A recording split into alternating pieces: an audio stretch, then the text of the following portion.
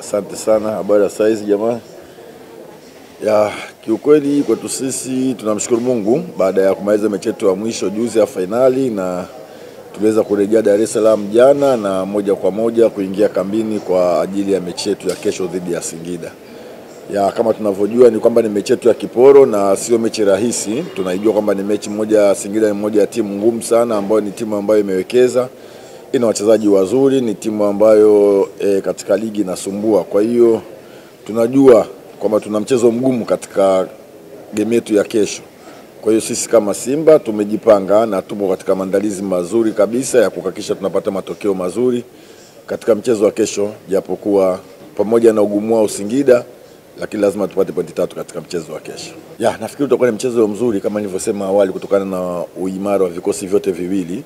Singida wamekuwa na timu nzuri sana na wamekuwa ni wapinzani wetu, ni watu ambao wanatupa game ngumu sana. Hata ukiangalia mechi ya kwanza tulipata ushindi wa goli moja, lakini ulikuwa mechi haikuwa rahisi sana. Kwa hiyo nategemea itakuwa ni mechi ni ngumu tena, na ni mechi nzuri kabisa ambayo itakayokuwa kesho, yenye ushindani mkubwa sana. Lakini tumeshasema kwamba pamoja na ushindani wao na ugumu wao wote, tutahakikisha tunapata pointi 3 katika mchezo wa kesho. Shukrani sana mwalimu.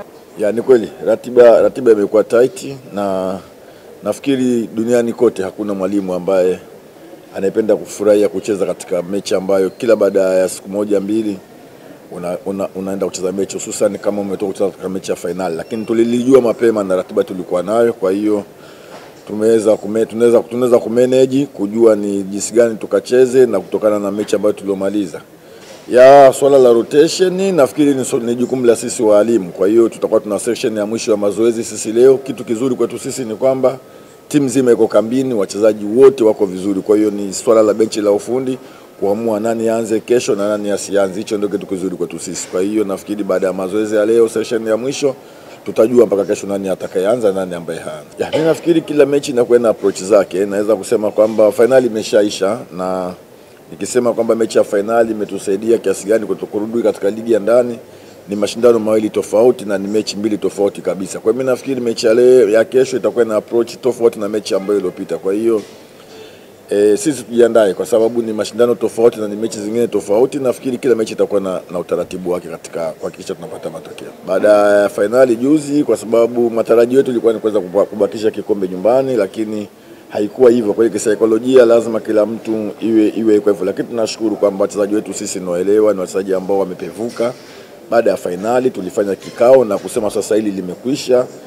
Target yetu sasa ni kwenda kuweza kuhakikisha tunapata ubingwa katika ligi kuu, na huwezi kuwa bingwa kama ukushinda mechi hii ya kesho. Kwa hiyo mimi nafikiri kila mchezaji yuko vizuri na lile lilopisha limepita. Kwa hiyo kila mmoja focus yake yote ni kwa ajili ya mchezo katika ligi yetu, na hususan katika mchezo wetu wa kesho dhidi ya Singida.